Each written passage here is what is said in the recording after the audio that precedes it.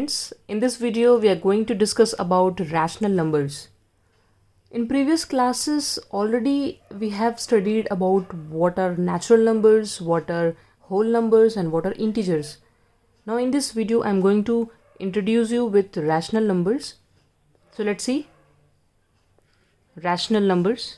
Numbers which can be written in the form of p by q where q is not equal to 0. That means the denominator is not 0 are called rational numbers. So in this video we are going to also see whether rational numbers are closed under addition, subtraction, multiplication and division or not. In short, we can call it as closure property. Does rational number hold closure property or not? I will explain you what does it mean. Closure property, it is there in your NCERT and very important concept. And nothing as such. Closure property means if we add any two rational number, the result is rational number or not. If we subtract two rational number, the result is rational number or not. If we multiply two rational numbers, the result is rational number or not. If we divide any two rational numbers, the result is rational number or not. This is what is the closure property is. So here we will be discussing it one by one in a very quick way. So let's first discuss addition. So if we take whatsoever rational number, let us take 2 upon 3 plus 3 upon 5, let us say. After addition, whatever we are getting is again a rational number. Because it is in p by q form, right? So whatsoever rational number you choose from the number system, you will always get a rational number. Now the next is subtraction. If I choose rational number, see, if I take 2 or 3, isn't it? If I take 2 and 3, these are also called rational numbers. Why? Because if nothing is written in the denominator, by default it is 1. That means denominator is not 0, isn't it? So all natural numbers are rational numbers, all integers are rational numbers, all whole numbers are rational numbers. It is to be there in your mind. So here we have taken 2 and 3. When we subtract it, we are getting minus 1. So minus 1 is also a rational number. Okay. So next is multiplication. If we choose any two rational number and multiply them, what the result is? If I multiply, let us suppose 7 by 3 with the 11 by 2, let us say. So the result is 77 upon 6, isn't it? So again it is a rational number. Now let's discuss the division case. In division also, if I divide 2 with 3, 2 by 3 is a rational number, 3 by 5 is a rational number. If I divide 12 by 6, answer is 2. Again it is a rational number. But is there any counter example which proves that division of any two number will not give us a rational number? This has to be given a good thought. So if I come across all the numbers and if I divide one by the other, in most of the cases it is always a rational number, but there exists one such case which proves division is not holding closure property for rational numbers. Why? Because if I divide any number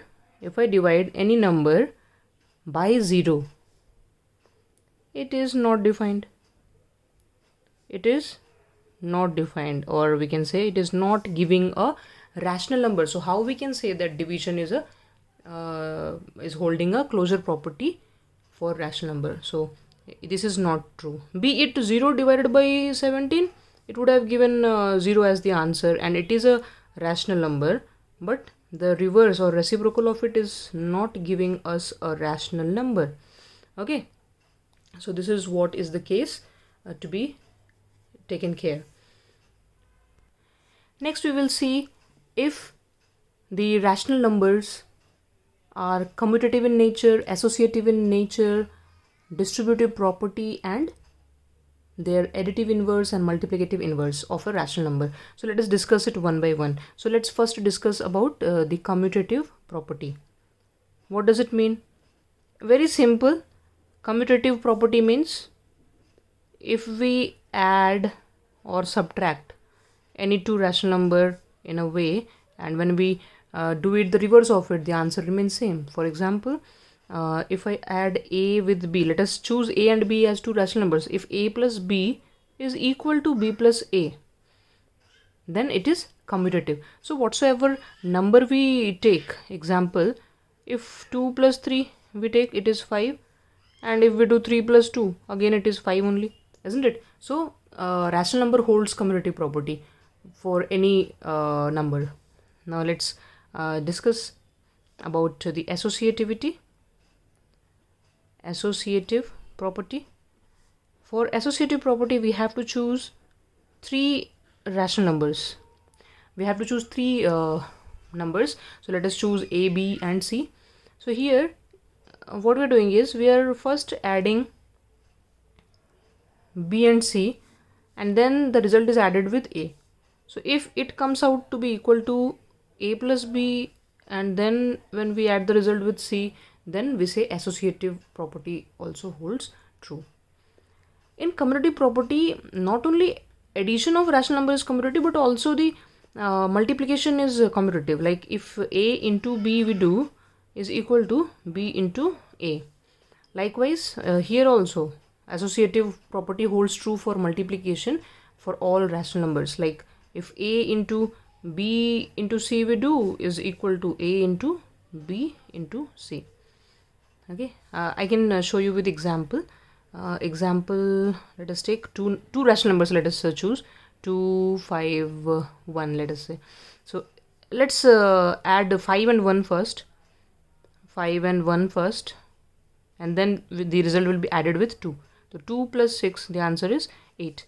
Now as per the property, if we add the first two term first, 2 plus 5, if we do 2 plus 5 is 7, and when the result is added with the left out 1, it is again 8. It is again 8. So this is what associative property says. Similarly, for multiplication also it holds true. Now the next is additive identity for rational numbers. What is the additive identity? Additive identity, again this question comes for one mark. Find the additive identity for any rational number given to us. So here additive identity is important. For all rational numbers, additive identity is 0. Additive identity means which is that particular number which when added with any rational numbers gives the same rational number. Additive means addition, for addition case. Okay, so here if I choose example, if we take example, if 23 by 14 if we are taking, if we add it with 0, again we are getting 23 by 14, isn't it? So whatsoever rational number we choose, if it is added with 0, we get the same rational number. That means this 0 acts as identity. Clear? Now the next thing is multiplicative identity. So similarly we can even think of the multiplicative identity. Multiplicative identity, give a thought over it. What could be that one such number which when multiplied with any rational number gives the same rational number? We are talking about the same, similarity, right? Same number should come again after multiplying because it is multiplicative identity. So it should be very clear to your mind what does additive identity mean and what does multiplicative identity mean. Additive means addition, we are adding any rational number to it and we are getting the same rational number. Multiplicative means we are multiplying any rational number with it and we are getting the same rational number. So that number is 1, isn't it? So for example, if we choose any rational number, for example 11 by 3, when it is multiplied with 1, we are again getting 11 by 3. So 1, likewise we can choose any rational number, when it is multiplied with 1, we are getting the same rational number. Now the next is inverse. Next thing is inverse. So first let's see additive inverse. Now additive inverse means we must get 0 when we are adding it. What is that one particular number for individual numbers? What could be the possible numbers for any different rational numbers which gives us identity? That is your additive inverse. For example, we are focusing over 0. Additive inverse, it is that number which when added with the given rational number gives the result 0. So here if we choose a rational number 2, what should be added to 2 to get answer 0? Obviously minus 2. 2 minus 2 is 0, isn't it? Now if I choose 3 by 5, what should be added with 3 by 5 to get 0? Obviously it is minus 3 by 5, isn't it? So what we came to know about this additive inverse, that negative of the rational number is its additive inverse. Negative of the rational number,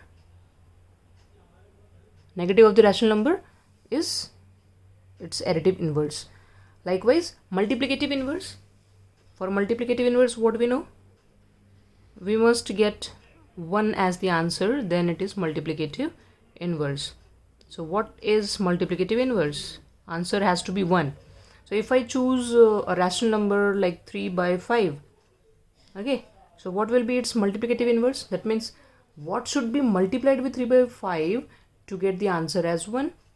Of course it's reciprocal, answer is 1.